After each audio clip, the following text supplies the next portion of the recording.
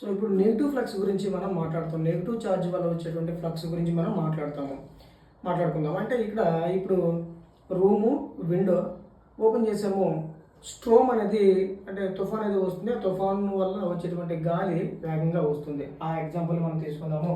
Interior గది లోపల బయట కిటికీ ఉంది, స్ట్రోము ఏర్పడటం చేత ఇది ఇలాగా వస్తుంది. ఏరియా వెక్టర్కి ఈ డైరెక్షన్లో వస్తుంది అనమాట, ఆపోజిట్ డైరెక్షన్లో వస్తుంది అనమాట. అప్పుడు యాంగిల్ అనేది థీటా గ్రేటర్ దాన్ 90తో వస్తుంది. సో ఇది Q2 లేదా Q3 అనే కోఆర్డినేట్ నెంబర్ 2లో కానీ కోఆర్డినేట్ 3లో కానీ ఉంది. అప్పుడు ఈ కోఆర్డినేట్స్లో కాస్ థీటా అనేది నెగిటివ్లో ఉంటుంది. చూద్దాము. ఇది స్ట్రోమ్ తుఫాన్ వచ్చినప్పుడు ఎయిర్ ఫ్లో అనేది ఎక్కడి నుంచి వస్తుంది?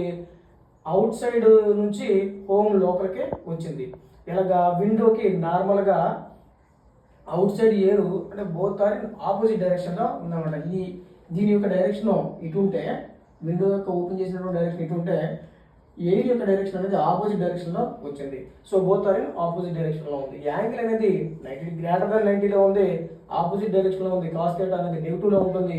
అప్పుడు ఇది ఏ కోఆర్డినేట్లో ఉంటుంది? సెకండ్ కోఆర్డినేట్, థర్డ్ కోఆర్డినేట్లో ఉంది. సో నెగిటివ్ ఫ్లక్స్లో ఉన్నప్పుడు ఎనర్జీ అనేది ఇన్ అవుతుంది అనమాట. సో మరిన్ని ఇంట్రెస్టింగ్ వీడియోస్ కోసం, ఇంట్రెస్టింగ్ కంటెంట్ కోసం మన ఛానల్ని లైక్ చేయండి, కామెంట్ చేయండి, షేర్ చేయండి.